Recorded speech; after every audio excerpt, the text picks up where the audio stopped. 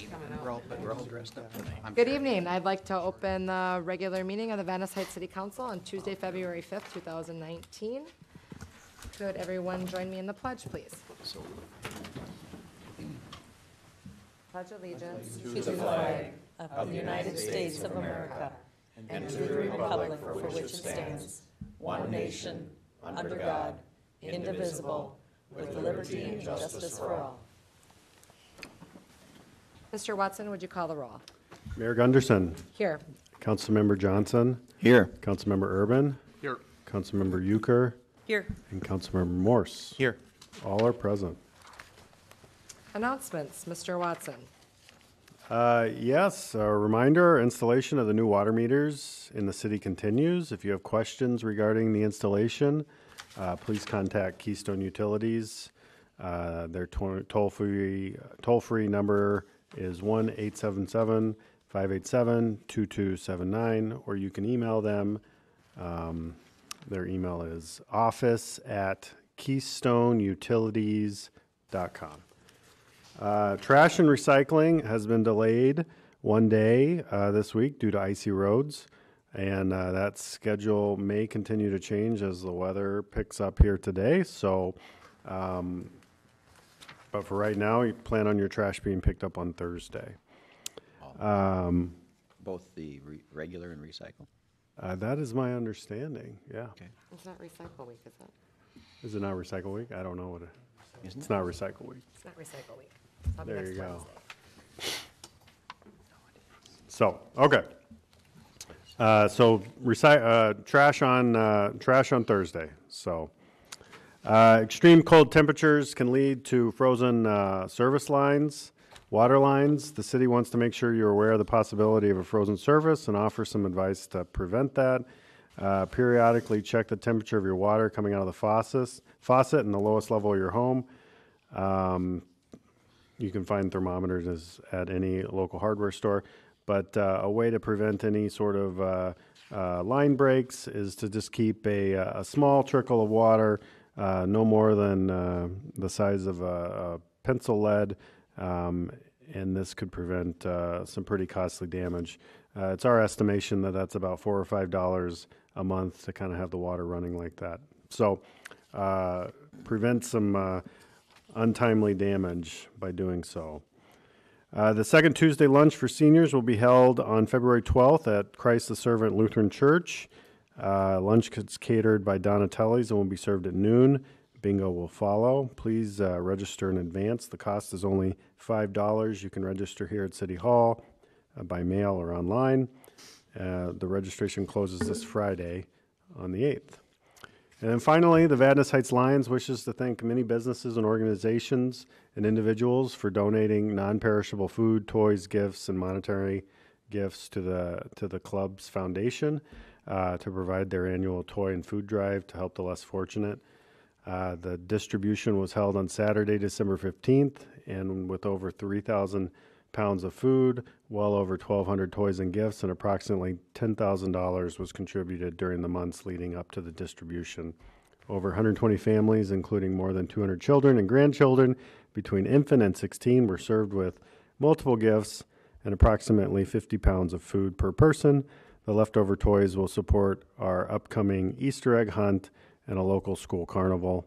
The excess food dollars will help provide for monthly food distributions or emergency food to the less fortunate families. The Vadnais Heights Lions members and community volunteers put in well over 250 volunteer hours to make this program a success. So kudos to the Lions and thank you for all you do there. That's all I have.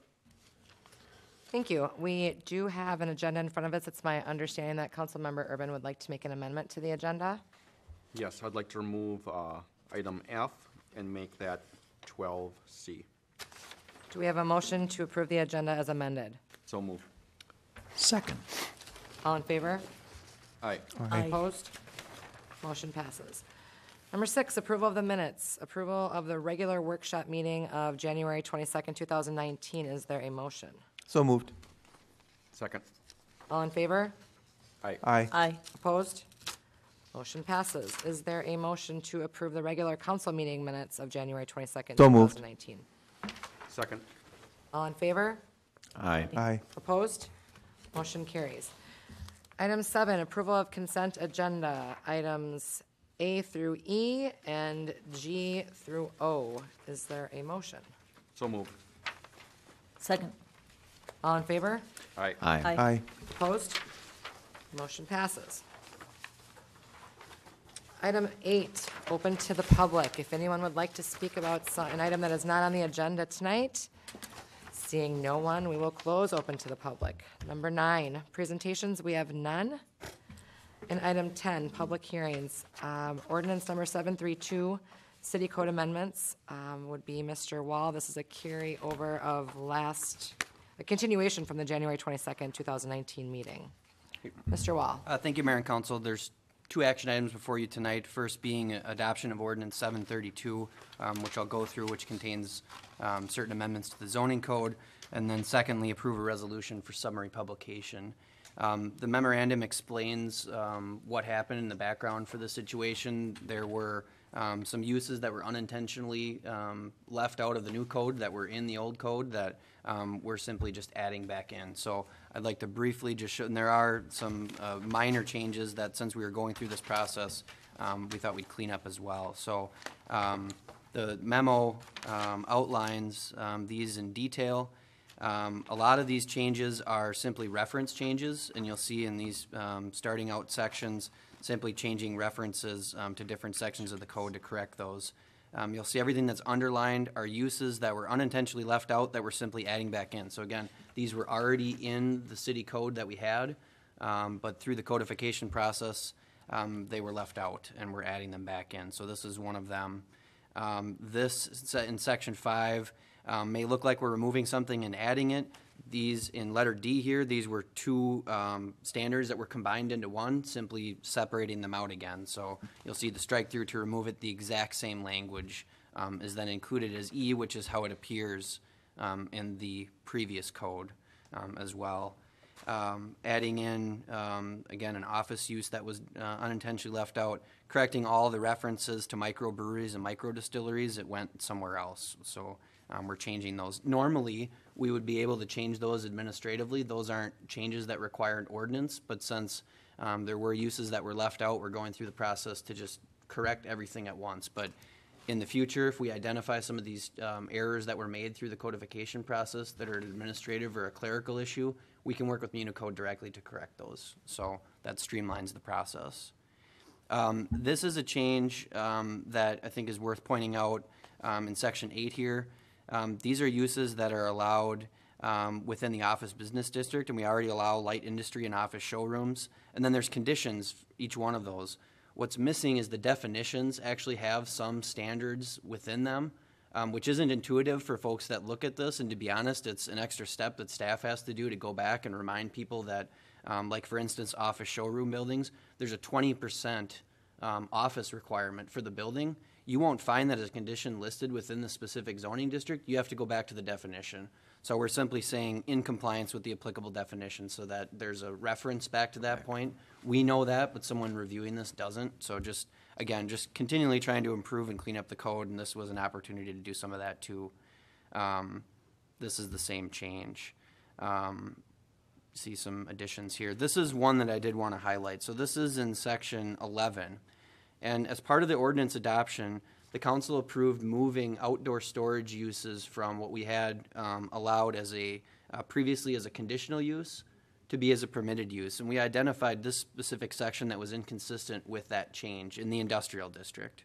And this is a section that's specific to outdoor storage. So it reads as written, and we're proposing to add on the back end of it. And why there's a conflict is because this section says that all supplies, materials, semi-finished projects, and equipment shall be stored within a completely enclosed building. Well, we had already allowed screened outdoor storage as a conditional use, and we now allow it as a permitted use. So we're simply adding in a statement that says, unless otherwise allowed as a permitted or conditional use. So it just clarifies that inconsistency that was in the code based on the change that was made when we adopted the code. So we're making that correction at this point.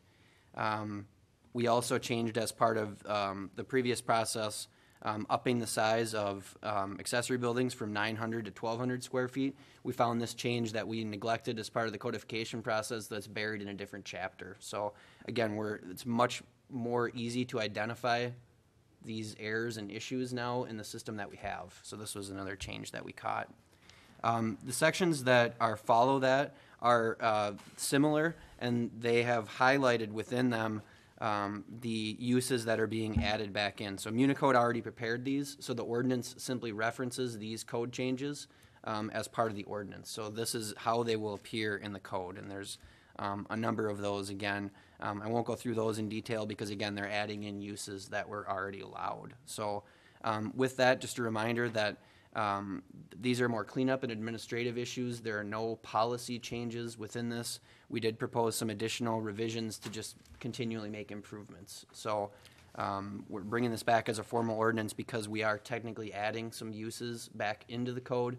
They should have never been removed in the first place. So that's why we had to bring this forward the way that we did. And as council approved, typically a full ordinance that has policy changes or that has implications on the zoning code would typically go through planning commission before city council in order to streamline that process based on the circumstances in this situation. The council is holding the public hearing that was opened at the last meeting, I believe, and continued to this meeting. So we'll need to close that public hearing before council discussion and action. And again, our recommendation is for adoption of ordinance 732 and for approval of the resolution of summary publication tonight. Be happy to answer any questions.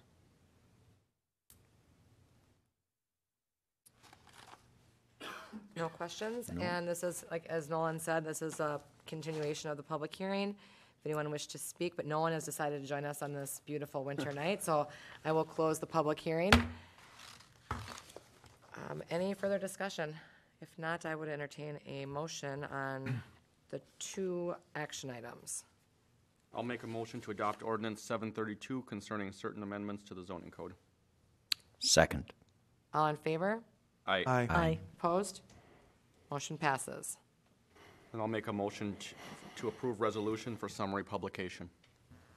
Second. All in favor? Aye. Aye. Opposed? Motion passes. Thank you, Nolan. And I know that you guys did a lot of work on this code. It's like the coding amendments that never end. Put my eyes out on that one, wow. All right, old business, none.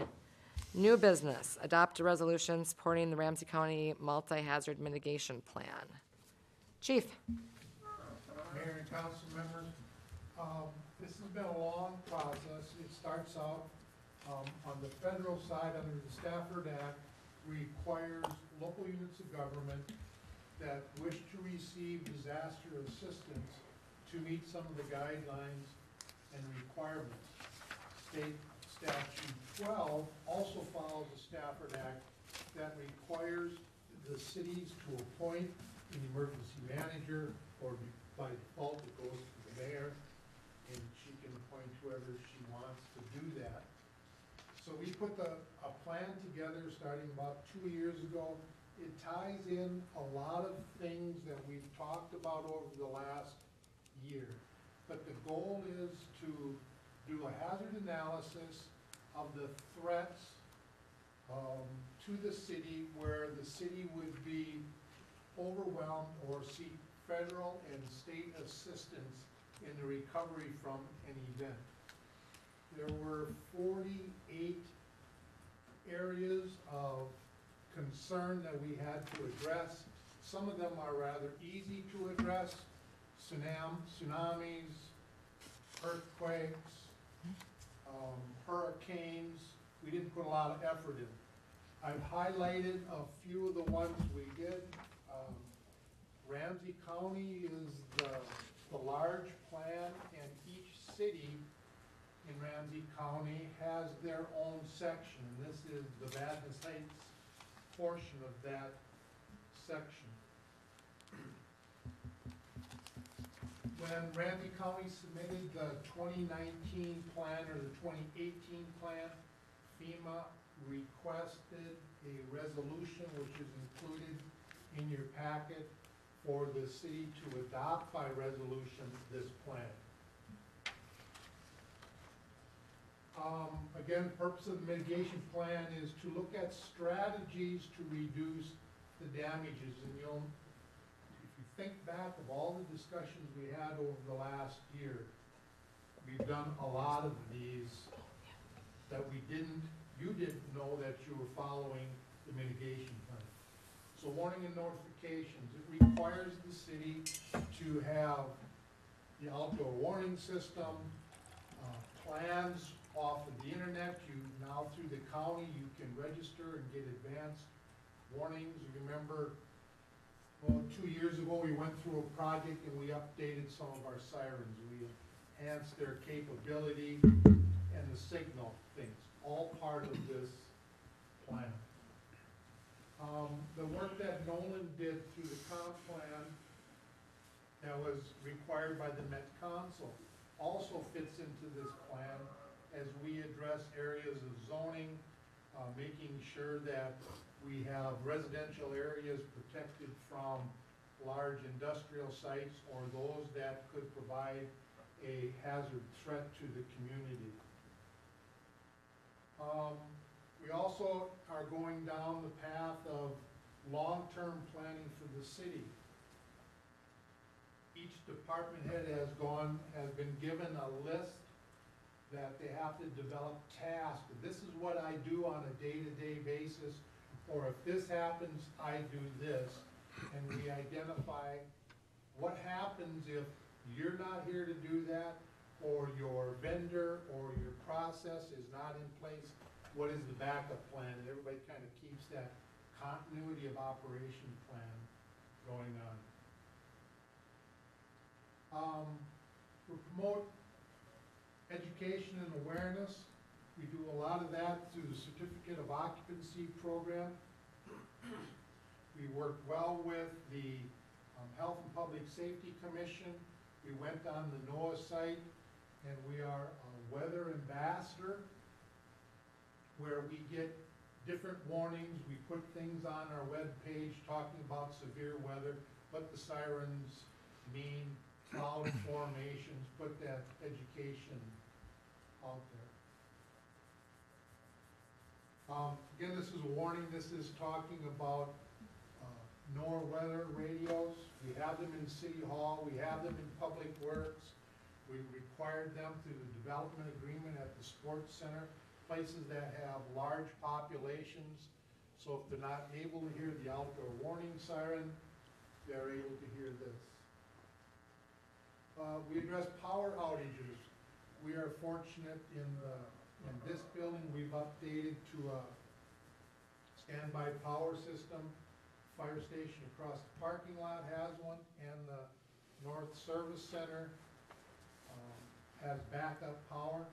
It's important in all my years of responding to disasters, the things that make a community come to life or return faster is the lights on at City Hall. So if we're able to show that we're up and open for business, so are the other businesses willing to do that. We work with other power companies. You know, we're served by 2 here, making sure that there's trees are trimmed, that we supported their effort. That we parked them on some city property through Public Works, making sure that the trees are trimmed back. Winter weather, a good example is today. They're out plowing and sanding, making sure that the roads are open. Those are all things that you have to work towards. You purchase equipment and you make a plan for. Severe weather, the 5-star manufactured home off of Lake Vadnais does have a shelter in place. When multifamily residential home on, we may know it as Arcade West was built, through the development agreement, we made them put in a storm shelter for the residents. It was just a stick building on grade. We made them put in a significant structure to house their residents. We work with, in our certificate of fire occupancy program, we work with businesses and show them safe spaces. This building here, you'll see maps in some of the rooms and the walls identifying where those shelters are located. Flooding, all that work that was talked about at the council meeting about cleaning ditches and drainage ditches, it all manages our flooding. We have a few areas identified that are prone to flooding. We have a supply of sandbags at Public Works that we can deploy to fight a flood if we need to. It would take a lot to have that creek overflow there on Oak, down by your house, underneath that bridge there. I think as we went through maybe a lot of painful discussions on cleaning ditches and whatever, but it really does work. We do participate in the National Flood Insurance Program. Homes that are identified in the floodplain have to carry flood insurance, and we work with FEMA in setting that elevation. Wildfire, I think this is one of our biggest threats. If you look around Lampert Lake or that area along there, it's kind of waiting to potentially burn. We've been fortunate enough that we've had some snow events that have matted down the standing vegetation. This year, I've been kind of watching it, and we're lacking a little bit of that snow. So the vegetation is up there standing in the hot air. This spring, until it greens up, until the grass underneath greens up, there's potential for fire. We maintain wildfire firefighting equipment because of that threat, and we kind of know where they're at, and we have a good working relationship with the Minnesota Department of Natural Resources, with air assets to fight some of those types of fires. We do regulate recreational fires, burn permits. We have a couple of places that require burn permits, but I have been telling them in the last couple of years that it's probably not the proper way to dispose of some of the wood debris, yard waste through their burn permit process. So they know that I'm pushing chipping, recycling as opposed to burning. So that's kind of our actions in wildfire. Drought. Think of the conversations we had with White Bear Lake and the sprinkler bans. This city has an ordinance in place that's odd even sprinkling to conserve water. So some of the things that we've always had in place, it was easy for us to put in the plan. Again, like I said, there was other examples in there. I didn't waste a lot of time doing hurricanes or tsunamis. So the next step is there is a resolution in the packet that I would recommend the council review and pass if it's willing to do that, and then we'll submit the plan to the county, to the state. And Any questions? Craig? Chief, you mentioned that we have backup power for our fire station and City Hall. We have four pump houses. Do we have backup power for the pump houses? we have portable generators Okay. that they will pull to site, and they'll operate those with the plan that if we ever end up with a lift station, we would use the same type Okay. of service. Thank you. Any other questions? Is there a motion on the resolution?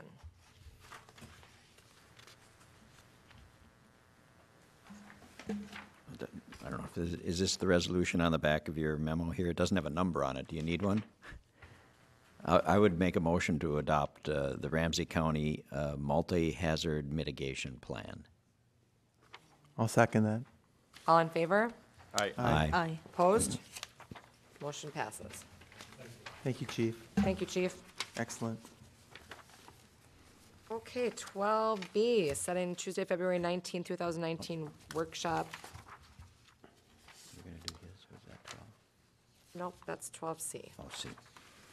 12B, Yeah, so we are going to have United Properties come and talk about a concept for a potential project, get a feel for the council's thoughts. We will also have an update on our negotiations for our haulers refuse agreements. Those are ending in end of June, early July 1, essentially.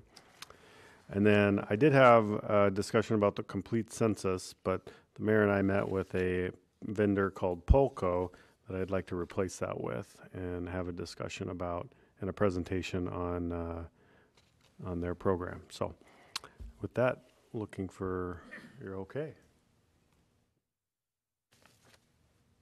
Need a motion? Yeah, sure. What should the, Motion to approve as amended, I suppose. I'll make a motion to approve the workshop as amended. Second.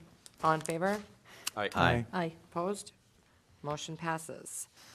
Per the amended agenda, item 12C, which is the renewal of a consultant agreement with SEH and approval of 2019 hourly billing rates. Mr. Farrell. Thank you, Madam Mayor, members of the council. So last year in 2018, the city went through an RFP process to identify a consulting engineer to use, and through that process, SEH was selected for 2018. My recommendation is to continue that relationship in 2019 and to approve a 2% increase to their billing rates. Last year, using rough costs, I totaled up about $110,000 of charges that SEH had. So in a given year, 2% increase is about roughly $2,200 or so. Some of those costs we would see with our project costs. So at our last council meeting, we authorized SEH to prepare plans and specifications. That was a not to exceed amount of $23,200. So these increased rates would really limit SEH's hours that they could put towards that project. If they have higher hourly rates, they just would be able to spend less hours working on that same project. So it really, they just need to work more efficiently and using higher rates. On other projects where we have them help with reviews, with developments, or provide other services as needed, that's where we would see a 2% increase in those costs. In my experience, in the 2 months I've been with vadnais, I've been very pleased with SEH. I'm thankful for the professionalism that they've demonstrated. I think that through the RFP process, and especially because they're a local business, I've sensed that they're highly dedicated to providing good service to the city, and my recommendation is for us to continue that relationship and approve the rate increase. Thank you. I have some questions. It was my kind of undertaking a little bit to put that out for proposals last year, and we had a number of responses and a number of great candidates came down between them and WSB. And one thing we got out of the deal was SEH actually lowered their price about 5% from the previous year, and it concerns me that everything we do here, we go out for bids and we try to get the best price. And with the engineering and city services, in particular engineering, that it's just been negotiated in-house, and it had been a long time frame between when that had last been bid out or proposals had been taken, whatever the proper term is. And my concern is that there was really no oversight of that and everything else, and we're digging, trying to find $4,000 to replace something at a park or whatnot, and we don't really watch what we're doing with the city services, and $110,000 a year is not a small expense. So when they put the proposals in, were there any built-in increases, or was that for a certain time period, or how, I know you weren't here, but how did their proposal read, or what term was that for with the rates that they gave us? Councilmember Urban, Madam Mayor, members of the council, I'm not completely versed in the details of that proposal. My hunch would be that it would be based on 2018 rates and subject to reasonable cost of living adjustments in subsequent years, subject to council's approval. Because I just want to make sure we're getting the best price, because of the fact they were able to lower their price when they, for the first time in many years, had to provide another proposal, showed we were not getting the best price. And that's concerning. So whether we approve this or not, you know, it is what it is. But I do think that over a certain period of time, I think that this needs to get put out for proposals to make sure that we're not going years and years and years without making sure that we're getting the best value. So, and it's only been 1 year, 2% does not seem unreasonable. But the other thing that I do have a concern is how they have their rates and expenses listed. And I just don't understand the concept of hiring a project manager at a contract rate of between $120 and $153 an hour, hiring a lead technician for between $98 and $134 an hour. Is that based on how they feel that day, or what determines whether that lead engineer is going to be billed to us at $98 or $134? Councilmember Urban, Madam Mayor, members of the council, so having spent time on the consulting side of things, different employees will have different billing rates, so it's typically based on their experience. And so for each classification, there's a range. So presumably if you have a more expensive employee, they do their work more efficiently.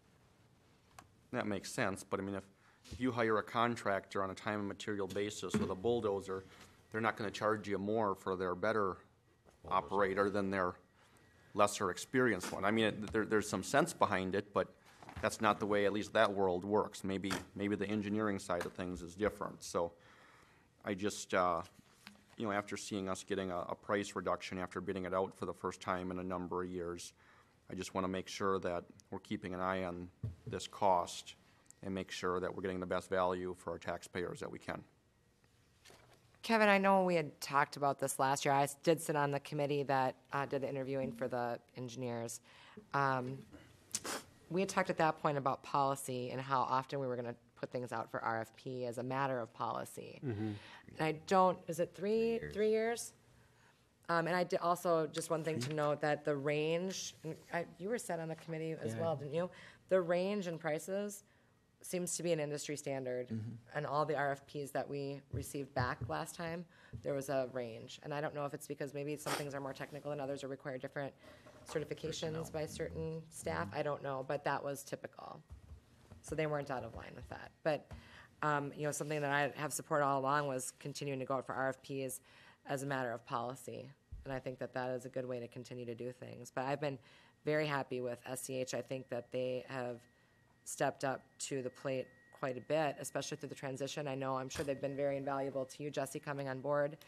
And they helped us with a lot of stuff in the interim after Mark was gone and before we had Jesse on board. So I've really appreciated, I feel like that we're a priority customer for them, is how I've perceived their service. So I agree with keeping people honest and going out for RFP on a prescribed basis, but I thought that this seemed to be a reasonable proposal. Madam Mayor, members of the council, I'll just add that Vadnais is fortunate to have SEH in the community. They're a very large organization. They're 800 employees. We're probably a relatively smaller client of theirs, but I don't feel like we get treated that way at all. I feel like that they're highly motivated to provide good value to the city, and I think the RFP process is a good exercise to go through. It's good procedure, And in this case, you know, it represented real savings to our residents. It is a time-intensive process, and there's certainly benefit of having continuity over the years. So we'll revisit this on that prescribed basis in a couple of years. Okay. Any other questions or discussion? Is there a motion? I'll make a motion that we approve SEH as our engineering consulting firm for the 2019 calendar year. Second. All in favor? Aye. Aye. Opposed? Motion passes. Thank you, Jesse. Item 13, council and department reports. We'll just start back with Jesse. Madam Mayor, members of the council, just wanted to follow up a little bit more with the water meter project. We're over 3,000 installed meters now, so we're getting property owners calling back. So just want to continue to encourage people to respond to Keystone's correspondence. And then as far as a weather update, right now Public Works crews plan on starting snow removal operations at 3 a.m.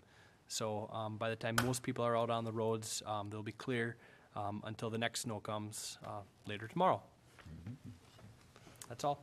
Thank you. Mr. Wall. Mayor and Council, just wanted to let you know that we did receive comments from the Metropolitan Council on our comprehensive plan. There were a number of plans that were submitted in a flurry at the end of the year, including ours, and we have received comments back from them that need to be addressed.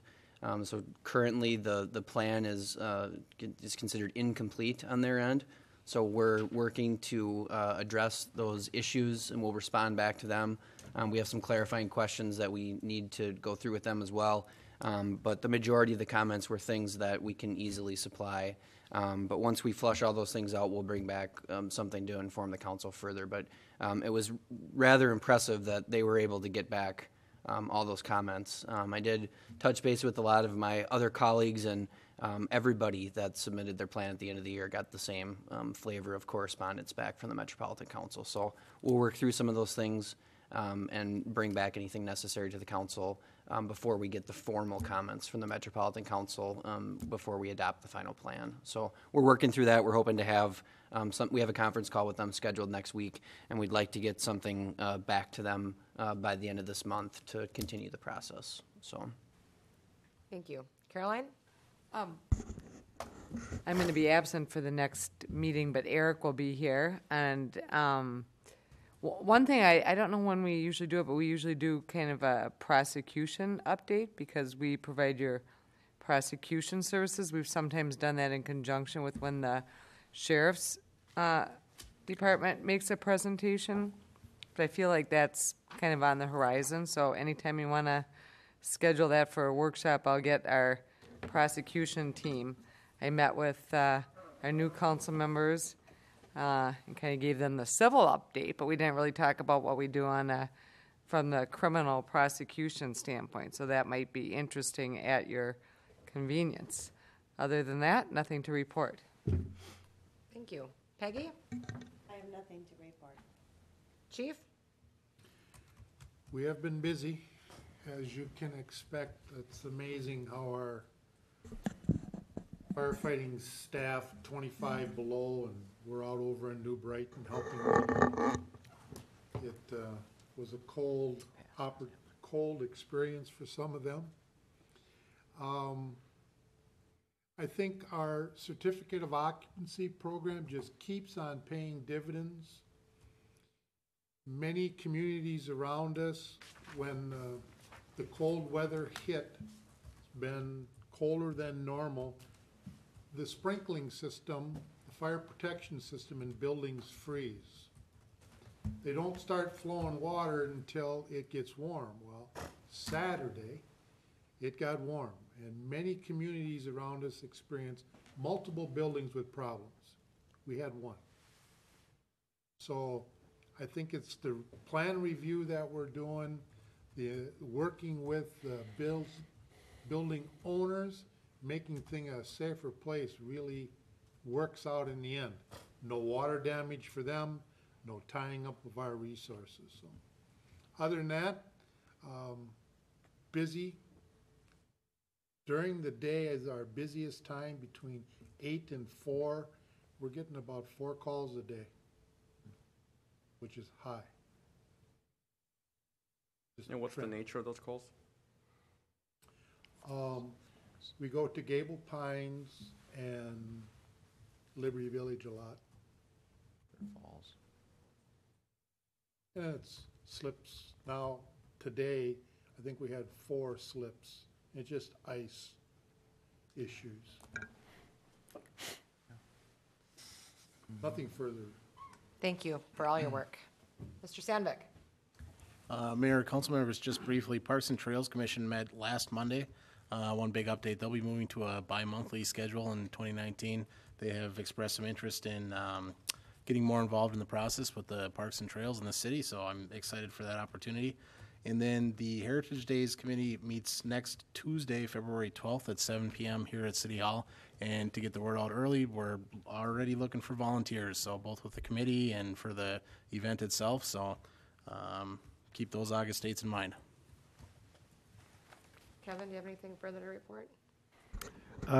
Yes. Last week I went down to the Capitol and helped support a bill being presented by Jamie Becker-Fenn regarding administrative fines. Currently, for whatever reason, suburban Ramsey County only receives 50% of the fine proceeds, whereas the rest of the state and St. Paul receive 75% of the fine proceeds. So this has somehow been forgotten or something in legislation. So kind of righting the ship there, and a bunch of cities were down there to kind of express their support for the bill. It'll likely be included in the omnibus bill later down the road. So at least the Judiciary Committee did not object to it. So that's good news. It means about $6,000 to us. So not a whole lot, but every little bit helps. Tomorrow I'll be attending. Ramsey County is looking to enhance their economic development efforts. So they are coordinating a group meeting tomorrow in Shoreview that I'll be attending. City staff attended a implicit bias training, which ended up being very good and well received on just kind of the tendencies we all have as human beings, and just trying to make people a little more self-aware of their surroundings when they're interacting with each other, staff members, as well as with the public and the community. So it was a very good training. And then next week we have Bob and Councilmember Euchre coming into City Hall to meet with department heads. So got a lot going on. I meet Comcast for our franchise discussion this Friday. So if you have any thoughts there, please give me a call. So that's all I have. Councilmember Morse? Yes, thank you. I'm a liaison for the Heritage Committee as well, the Heritage Parade, and I'm looking very forward to that. So I've got that on my calendar now. Thank you very much for that.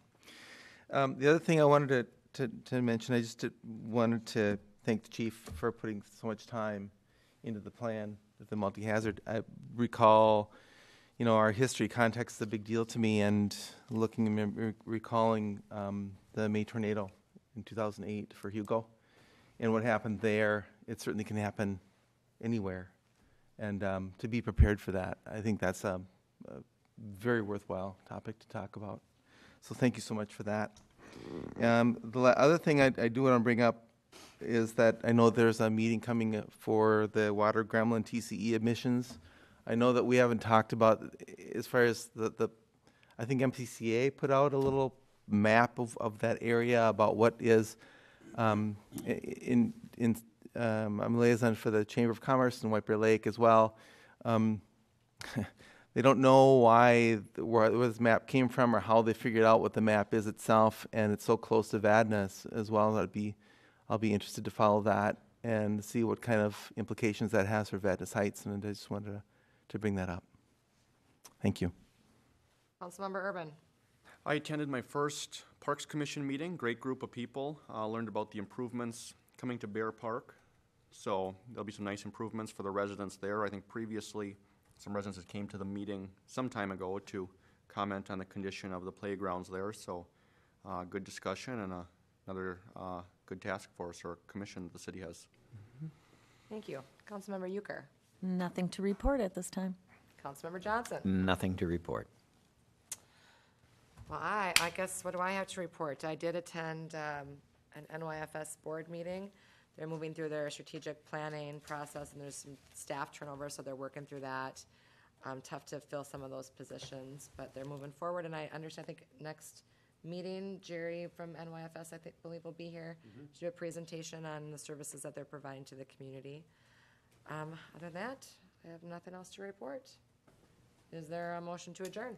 So moved. Second. All in favor? Aye. Meeting is adjourned.